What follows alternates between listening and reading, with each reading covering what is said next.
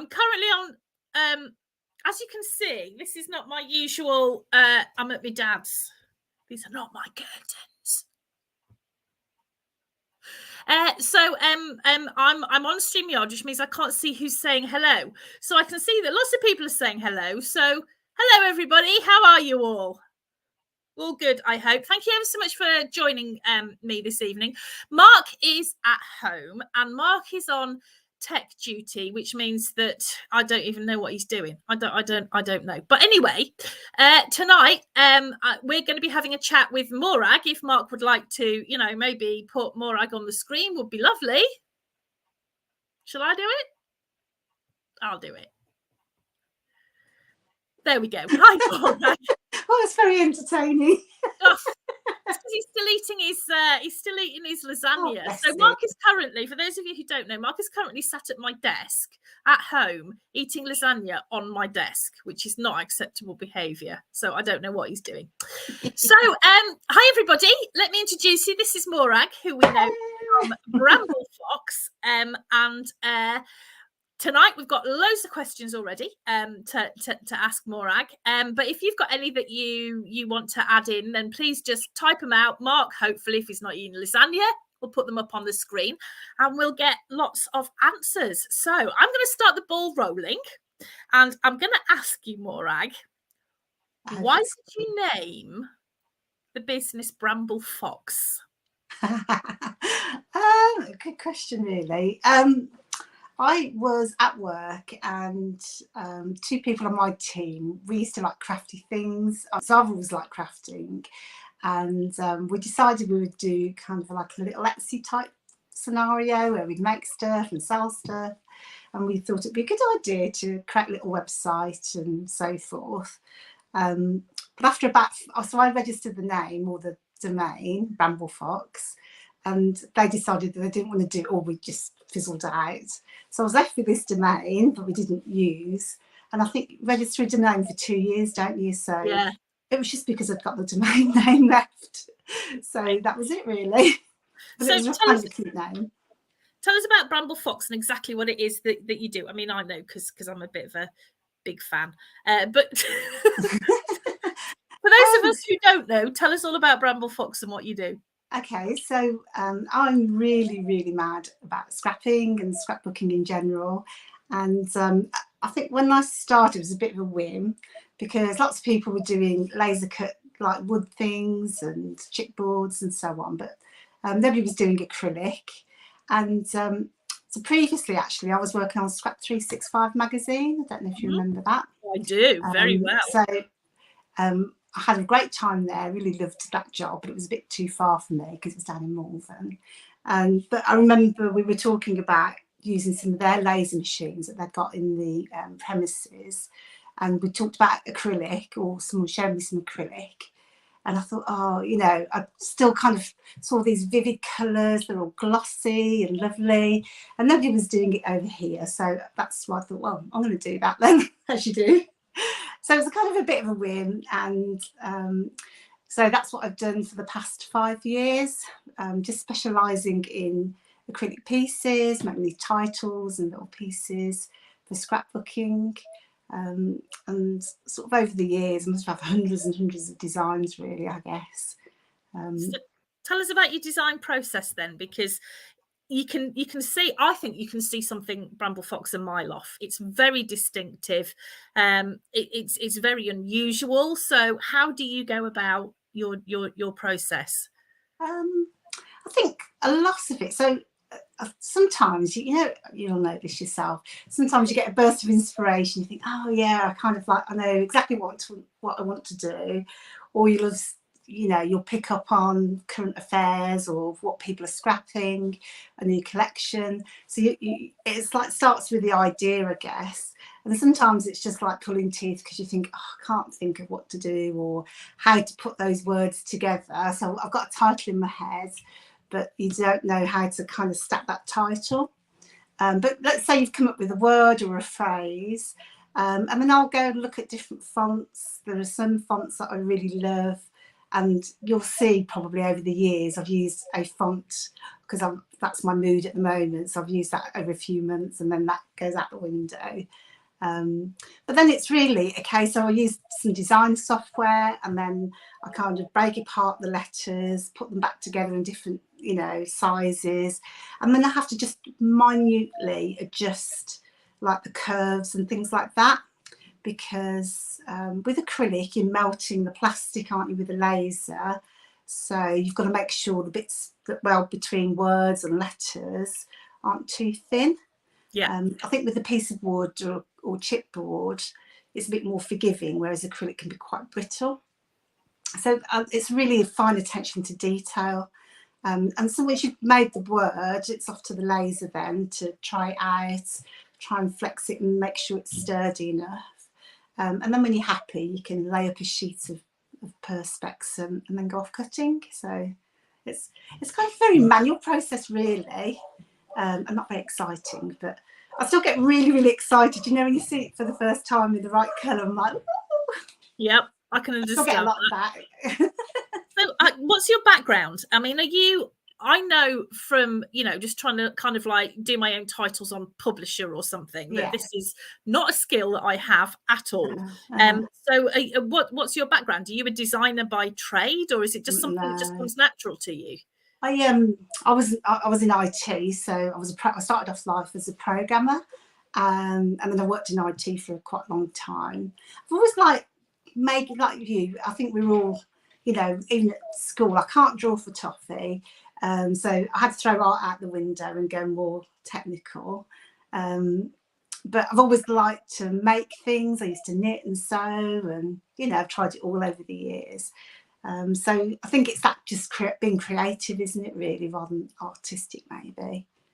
So are you a scrapbooker then? That's your sort of like main craft of choice? Yeah, so I think I happened to come across it back in 2000 and what, I think it was 2004, when my daughter was like just coming up for her first birthday, and I happened to see, do you remember the Lakeland, you know, Lakeland, the company? Well, they used to do scrapbooking and crafting stuff. Yep. Yeah, and that's how I found it. A catalogue came through my door. We were having some work done at the house, and I was kind of like housebound and flicking through this catalogue. I thought, well, that's interesting. Google, or whatever you Googled in those days. I don't know if it was called Bing or whatever it was. And then I went and found a craft shop. The next day, I made my first scrapbook page, and that was it. I was hooked because I didn't need to draw. I could cut and stick paper all day long, and you know, I've probably spent tens of thousands of pounds ever since. Don't know what you mean. Yeah, no, can't say much. This old thing. Yeah. So do you use your perspectives on your own scrapbook pages then? Oh yeah, if I'm doing stuff for another design team, then you know, if they don't sell it, then I won't put it on. You know, I'm not using my things to promote my stuff on someone else's company. But if it's just for me, or I do quite a bit for Bramble Fox, I'll always try and find something to put on there, either a stencil or some perspectives. You know, just because I think, well, you know, you've got to. I don't know, it just doesn't feel complete now after all these years. It doesn't feel complete without a perspective.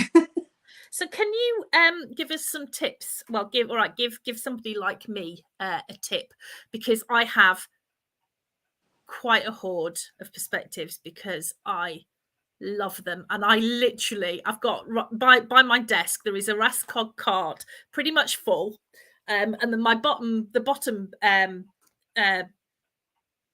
tray is all full of my perspectives, which I just look at because I love them. So give me a tip for making me use them, will you? I think I'm like that though with lots of things, you know, like with those papers and stickers and things. Oh, they're too nice to use. And I think over the recent years, I've got to a point, you know, we have to clear out your scrap room, and then, you know, all those papers you hoarded like 5 years ago because they were too nice, and then you look at them and like, I don't want to use it now, and I ended up, you know, sending them off to a charity shop. And it did make me think, I think, to you know, use it or lose it kind of thing. So I've kind of got that better at that. But sometimes I think, you know, if you forge your perspectives, I know people do it by colour. I mean, you can do it all sorts of ways. I try and make titles that are kind of generic. I mean, obviously there are specific things. But for a lot, especially for the Fox box, I've tried to make them generic, so they're not boy related, not, you know, a specific theme, because I'm trying to appeal to as many people as possible. So like, for example, one of our popular designs is called Perfect Moments. So I think if you have them kind of grouped like that, so very generic titles or theme titles, you know, if you want to scrap a photo, then you could probably say, like, well, you know, just go through your titles and say, oh, actually that would work. Yeah. I tend to do it the other way around, because I tend to I tend to think, oh, I've got this title, what can I scrap with that, if you know what I mean? So I do work backwards, just because I think that's what you tend to do on a design team. But, well, our first question from the floor actually fits in really nicely, and the question is, do you do made to order pieces? I haven't done more recently, just because obviously there's a lot of work to go into the design, and then you have to prototype it to make sure it works, and then so, you know, it's not very cost effective for the person. I think I've had things in the past where people have asked for a kind of suggestions, if you like, and if they're kind of general, or oh, I thought this great title or this great theme, and you know, I'm happy to do that or incorporate that at some point, and then you can just buy it from the shop. So I tend to work more that way nowadays, just because of trying to keep up with orders and the shop, really. Because I mean, there's so, and we'll come on to that in a bit, because we've got a couple of questions to go through, but there's so much that Bramble Fox is doing. So you've got your Fox box, which is your subscription box, which I love, as you know. And obviously we've got the new retreats and things that you're doing, which we'll talk about in a bit. But question is, how do you come up with your ideas? I pick people's brains, so I ask, you know, I sometimes ask customers. I think the funniest one, somebody suggested, I was away at the weekend, and somebody suggested about, you know, camping or caravanning, and they suggested a portaloo, and I said, I can honestly say there will never be a perspective with a portaloo. Oh, come on, I want one now. got to. You can go and design your own. So and I keep a list, and Julie Taylor often provides me with a list of things that she'd like, and you know, I just you know, randomly ask people every now and then to come up with suggestions, and I keep them, so even if I can't use them right now, I have got like a file full of like ideas, and because at the end of the day, if somebody wants them, that's what my job is, really, to provide something that you want to buy. So but the more general that they are, or the wider the appeal, the better, really. So definitely Lorraine Daniels asks, have you got a tip for getting the backing off? Now I'm gonna, like, that's my favorite bit, is peeling. And I do wonder every time I do it, is like, how do you not do that? That must be so hard for you, because that's like when you pull the pit, you know, and you've got this beautiful glossy you know, acrylic piece. I mean, that's got to be the best bit, hasn't it? So how on earth do you not force yourself not to do that? Anyway, I'm sure it gets boring after a bit, but it's my favorite bit. So yes, when I first started like Bramble Fox, and I was doing perspex, I was literally poking out the hole, you know, like the bits that stick, and then peeling off the vinyl, like every single piece. And I think I did that for about 9 months, I think, first year. But once you've done a few thousand, you know, you do get a bit fed up. The gloss comes off a little bit, does it? Yeah. And actually, because people were taking them out of the packets and storing them in boxes or whatever, it kind of does protect them as well. So it does have, that was my excuse for not peeling them anymore. But there was just too many to peel this end. So I'll leave that pleasure to you. I do. It's my favourite bit. Yeah, you need a good pokey tool, as it were. So I like the Sizzix pokey tool. So yeah. They're about a £5 in the Hobbycraft and Amazon and other online stores. But just kind of go in the corner, like a very edge, and then just, well, you know yourself, you just kind of peel it gently, and it is exciting once you get going, isn't it? It really is. So tell us all about the retreats and things that you've got going on, because this is quite a new thing for you, isn't it? Yeah, so actually last September, because the business had grown so big, it was too big for me on my own. So I got to a point where I either scaled things back for one person, but luckily I've got a friend, Nicola Clydesdale, who was interested in going into partnership together. So we set up a company, or the limited company, last year. But Nicola runs events, so she's from an events background anyway, and she'd been running some like weekend crops. So she'd done that over the last 2 years, 3 years, just in Coventry. And so really it came about as an extension of that, I guess, because, you know, it's the best bit, isn't it, meeting people and connecting with people. Absolutely. So yeah, it really plays to our, like, the nice bits about, you know, about work, isn't it, really? So yeah, we had our first one over the weekend, which was absolutely amazing. We had such a laugh. So, and I, you know, I think it's because I don't get out very much, maybe. But Saturday night, I said I'm going to run a photo booth, and my idea of a photo booth was my camera, you know, like my phone, and some props. But you'd think I'd been on about 10 pints of lager because I was so giggly. I just got all excited and, like, with, you know, just interacting with people. It was just, we had such fun. It was really great. So yeah, and everyone had a good time, and I think it's just a natural progression, isn't it, really, to interact with people. And I'd say it's the best bit about scrapbooking, really, I think, is the people. So when's the next one? Is it Sheffield, am I right? So Coventry's next. Again, so we're back in Coventry in September. Brilliant. And then we've got a new, so that's where we were originally, in Coventry. And then we are in Sheffield in November.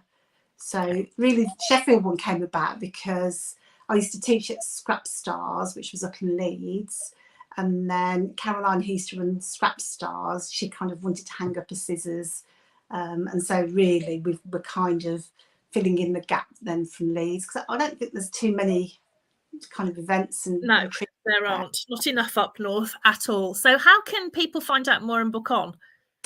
So you could go to, so the event side of things, we created a company called Paper Fox, just because it's kind of a separate business really from the Bramble Fox. So you can go to paper-fox.co.uk, or you can go to Bramble Fox and there's a link off there.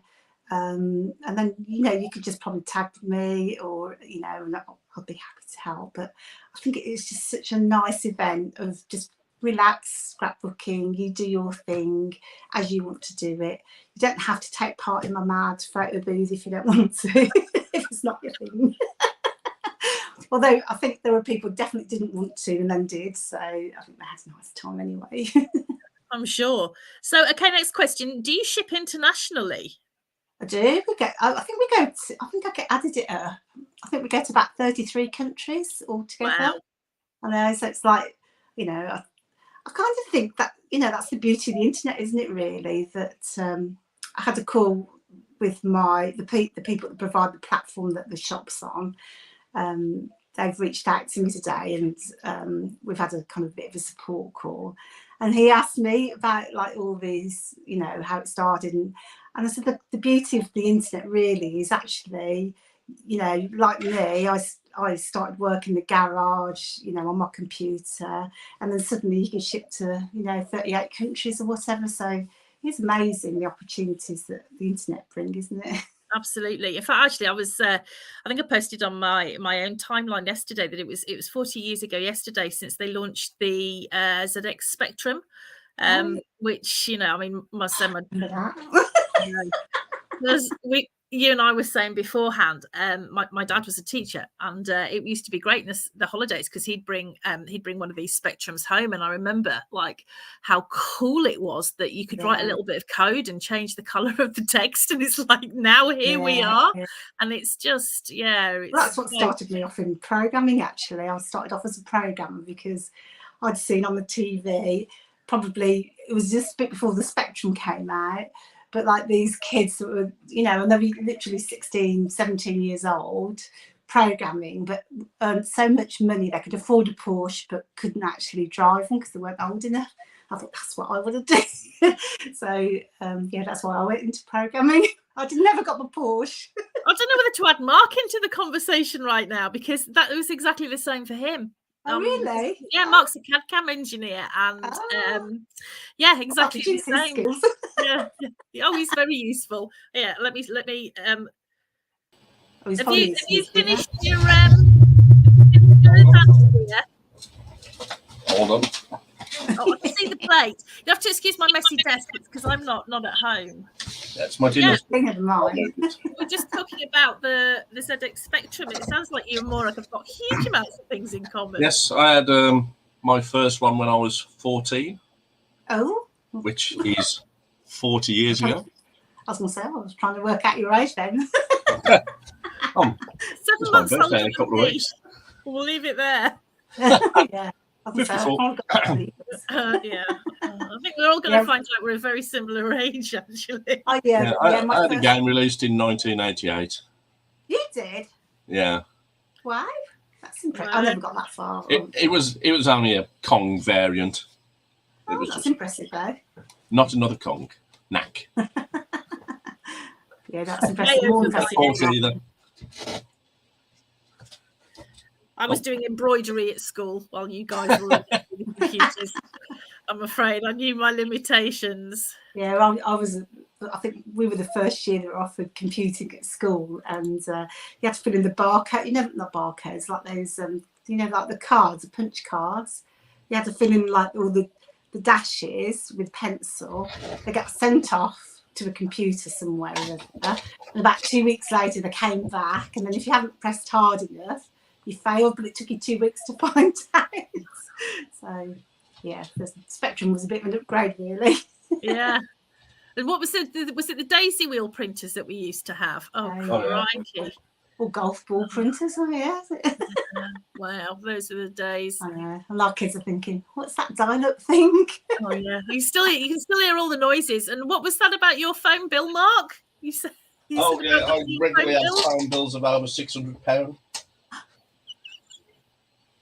Regularly.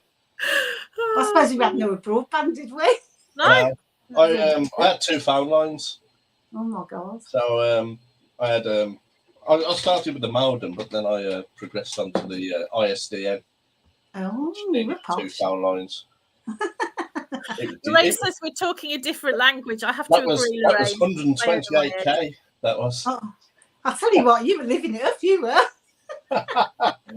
In my bedroom, yeah. I did say that to the kids the other day. I had to do support, like a rotational support, at my first company, and if you had to dial into a customer, we started off with a 1200 baud modem, so you could literally go. And then when we upgraded to, I think it was a 2400, it was like, oh my God, it was double the speed. It was so slow. Wow. Oh dear, how things have changed. I know, we complain about now if I get a little bit of surfing on the broadband. So why haven't we had we need some computing perspectives? Oh no, see, that's a brilliant idea. I'm going to have some of that. I did do like an Xbox type controller a few years ago. So yeah, that's a really good. So I'll write that down and keep that. Well, do, because actually, even though we're, there's a lot of people I can see in the comments who say this is over my head, which I totally and utterly identify with. I do think, looking at things like stats, which I do quite enjoy looking at, that actually we are, a lot of us, of a very similar age. Yeah. And I have a plan that when I retire, I'm going to make a scrapbook of my childhood. So I'm definitely going to need, some computing type embellishments, please. There you go. I remember when the kids were at school, at junior school, they had a little display one time. It got like a typewriter, an old telephone. I'm not talking old telephone, I'm talking one from the 70s or the 80s or something. And the kids go, well, what's that for? And I imagine in another sort of 10 years, they'll be ancient, won't they? And nobody will know what they are. No, it's like mixtapes and like tapes that you put in music tapes. Yeah. Nobody's got a clue. When you show somebody a pencil and a tape, and it's like, well, we know what that's for, don't we? But yeah. Remember the old cassette? We all had those when we were little, didn't we? Never like there was like a black box. It just had a cassette tape and the little speaker at the back and the push buttons at the front. You used to tape the top of the pops, didn't you, on a Sunday? And switching it off just at the right time. Oh, Mark's still going on about his Spectrum, I can see. And Sarah says she's not a fan of technology. She does try, but her 11-year-old is way ahead of her. Well, you know, that's quite usual these days. So, what's your favourite ever collection that you've done with Bramble Fox? Ooh. I don't know, because you go. I've got that sea life one at the moment that's in the shop, which I absolutely love. It's been really popular. But then coming up in a couple of weeks, there's some new ones, which are just my favourite as well. But they're more bold and some stuff for boys and masculine pages. So I kind of like that. I mean, a few years ago, I did some in the summer, like for the Fox box, and they were all like kind of pastel colours, and those are really easy to use. So it's like picking a favourite child. You just can't, can you? But yeah, request please some retro ones with records, etc. There you go. Definitely. I'm writing them down. Yeah, that would be great. Lorraine says they do say that we may lose the ability to look back as we won't have the old technology to be able to use. Well, they say that, isn't it? We lose more data every day than we had ever previously. Or I remember reading something about that. It is worrying about how much we lose, I guess. But there we go. So, any more questions from anybody or any suggestions for? I'll always take a suggestion for perspective. Yeah. I remember having a chat with, Julie Billingham when she went on her, was it Iceland trip with the whales? Oh, yes. She asked me for the whale thing. I know, because she was so whale of a time. So, yeah, I'll have to bring that one back. So, yeah, you must get some very weird requests, I think the Portaloo one was definitely my weirdest one so far. I really want someone it did now. ask me for a camel. I think someone suggested a camel one or something. Yeah, I can see that one. Yeah, so what haven't you done yet for a collection, even if it's like really, really weird and you think nobody would ever want it apart from the Portaloo, that you'd really like to have a go at? Oh, so no, you didn't ask me this before. I could have thought. Sorry. It's fun in telling you what I'm going to ask you. I don't know what would be the weirdest, but I'd like to do more like animals and things. So I think as long as there's nobody listening, I might like to do some zoo things. So what I'm trying to do in this shop, because now we've got an office with space for stock, is I've set up like new categories in the shop, so that rather than things going out, never coming back. Oh, you've got a cat. A cat. Storm. Oh, okay. Storm. Cat's Can bottom. you do a storm? Yeah, it's all right. We often have cats in class.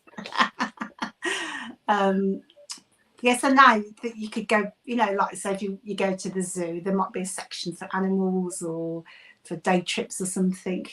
And so that means you can have things that are a little bit more niche, because you don't have to. Please request. Oh, what? Sorry. A sloth. Yes. I don't know how you pronounce it. Sloth. Oh, they are very cute. Sloth. Yeah. Yeah. Well, I'm a sloth. Well, it looks like, just looking at the comments, the zoo collection would be very, very welcome. Well, that's definitely on my list. Yeah, no, it was going to probably. I've got a few things that we need to sort out for summer. So I think the tricky thing is that I have to work ahead, like all the scrapbooking companies, but they probably work 3 or 4 months ahead. I'd like to be 3 or 4 months ahead, but generally about 2 weeks ahead. Yeah, I know the feeling. Yeah, so there's never enough time, is there? So I'm working on the stuff that will go out at the end of June at the moment. Anything for the Jubilee, by any chance? Yes, actually. So I'm trying to be more organised. Nicola's making me more organised. And at the beginning of the month, maybe around the 7th, I'll try and release everything or share everything that's going into the shop. So I've got some Jubilee stuff for, Excellent. and only a few pieces because it's probably not for everybody. You're doing a book. I might have to come and talk to you about a title for the book. Actually, maybe we could. That's a good idea. Yeah, I'm just working on that at the moment, so I think we need to talk. Oh well, there we go. Yes, I'll do some like a few Jubilee things. I've got some things for summer coming up as well. So I'll try and keep the Fox box a bit seasonal. And then other things go in the shop that would have been in the Fox box previously as well. So, because obviously people don't always have a Fox box. What else? I've got some cute things coming up for summer, maybe. Ooh.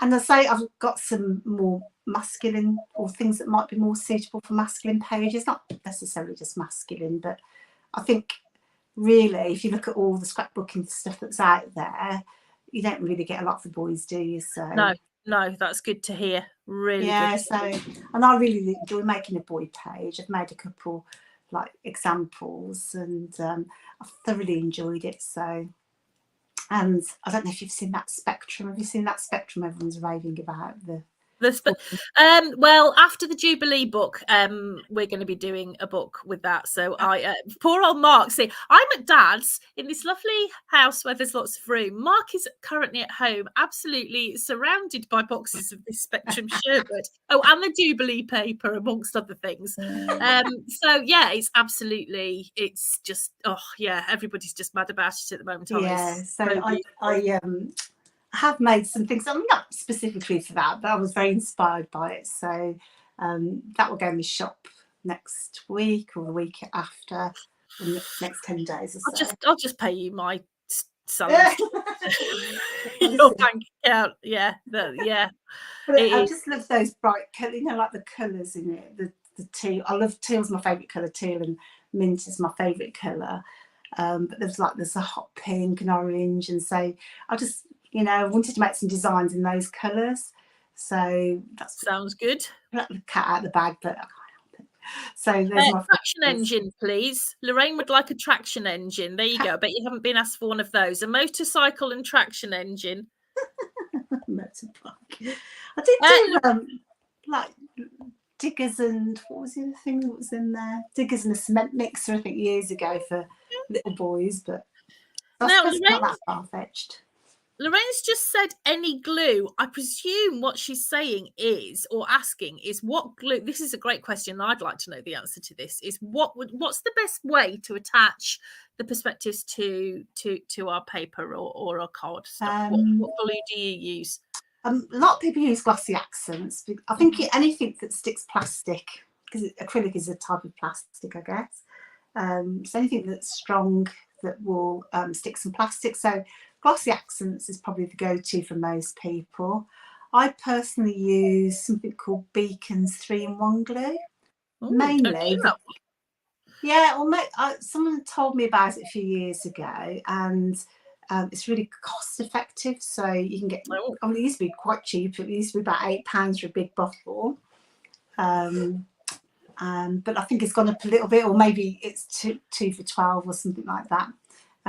But so it goes a long way, and it's repositionable. So it's got kind of, you can put it down and manoeuvre it before it gets stuck solid. It is a bit of an acquired taste because it tends to be quite stringy. But yeah, that's my personal favourite. I know, I think Vicky Parker, what does she use? 3M glue, I think she okay. So I'm going to give that one a whirl next. Oh, thank you for the tip. So anything else that you want to tell us, or anything that I haven't asked you that I probably should have done? Because I know as soon as we stop this, I'm going to think, why didn't I ask that? Probably not really. I don't know. I mean, I guess for me, I think it is, I'm really sort of privileged in having, such a nice design team. The design team have been around for a while. And so they're all really lovely. So I think they become like a family, don't they? And they're always like, supporting, the brand, me, and so on. But it's the people that, genuinely, I know we all say this, but genuinely, the people are so nice in this industry, without doubt. And I remember I had a bit of an accident on my laser a few years ago. I say an accident, it caught fire. Oh yeah, I exactly. and yeah. I've been cutting, and it's in the garage, and it was a Saturday. I'd come into the house to do something, got distracted. I went back out to turn it off and put something else on there. And I thought, oh, that's odd. The lights are off in the garage, and I got in there, and these flames are coming out the top of the machine, literally. I've never had a fire before, so I didn't. Like when you're in panic, you think, I don't know what to do. What did I do? I think I ended up. I'd got a fire blanket, so it'd all gone off anyway, the electric, and I tried to open the lid to try and put the fire out with this fire blanket. I'm sorry about the clock. Go on, carry on. Sorry. So I put and there was flames everywhere, and I come running back into the house. Oh, it was all a bit dramatic. But anyway, I didn't say I'd got a fire, but I did say I'd got an issue with my machine, because it was literally like full of water by the time I put this fire out, and black everywhere. But of course, when you've got a subscription, you've got to get stuff out. Yep. And, I did make other arrangements, but I think it was only delayed by a little bit. But people were so understanding and so lovely that I think I really appreciated that, because I think a lot of environments you wouldn't get that support, would you? And that kind of understanding. No, that's very true. Very true. So it is. Lorraine's asking about city titles. Do you do city titles? I know you've done some New York. I've got New York and Las Vegas. I've got some other things on my list. Mainly, I do the ones that I've been to. Why not? So travel's one of my favourite things. I could do travel all day long, to be honest. But yes, I'm always happy to take suggestions, and I tend to like to do a title and some iconic things from that city or that country. So if you've got suggestions, you can either email them to me. So it's just morag at bramblefox.co.uk, or find me on Facebook, or you can just post it on the group. Because I think when somebody said, oh, I'd like that, and I said, oh yeah, me, you kind of get the idea, then it's kind of a bit more popular. Brilliant. Right, thank you very much. Oh, some Canadian what now? What INRS? Am I missing something? I can't even see who said that. I'm really sorry. Oh, don't ask me. Well, Lorraine's got a whole list for you. Oh, thanks, Lorraine. So Lorraine, I would suggest she wants to crack on. Ren's on my places to go, so I'll do a rain one, and then I'll go so that I can actually create a scrapbook layout with. I wouldn't. I'd chalk it all up to expenses for sure, because that sounds like a plan. Do you do anything with cruising in mind? Actually, that's quite popular. I can see that would be. I did some. So what I've got in the shop at the moment, I had in my mind, I think I've got things like Fun Ahoy, and so I try and do things that have got multiple uses. But I just ran out of time, or I made it too big.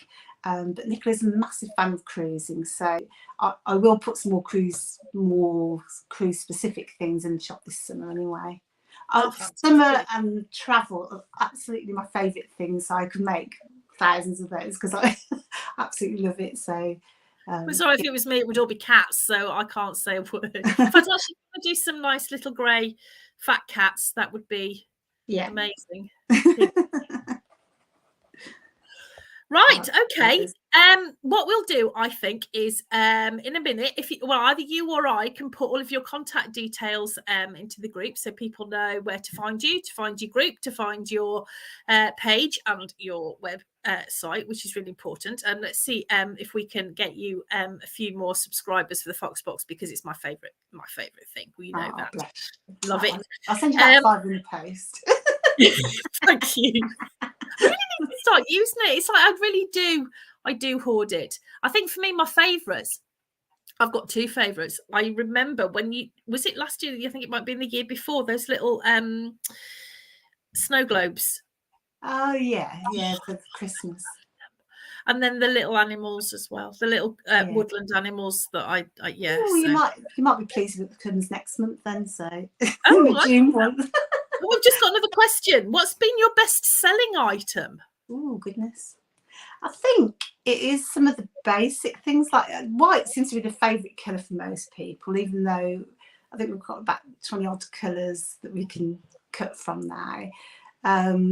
But people still love white because I think it's because it's so neutral. And I think things like cameras have been really popular. Yeah. Things like say cheese, favourite photograph. I think I remember doing favourite photograph. It must be about 2 years ago. And I can't remember if it was in the Fox boxes. And then I thought, I'll just put that in the shop. And then it's like anything, you know, like you've got a piece of perspex and you have to kind of put all your designs on this. And I try and put them all on. And then I'll do 12 of those. That'll be enough. And then I'll put some little things in between. And you spend like ages laying it all out, cut it all out.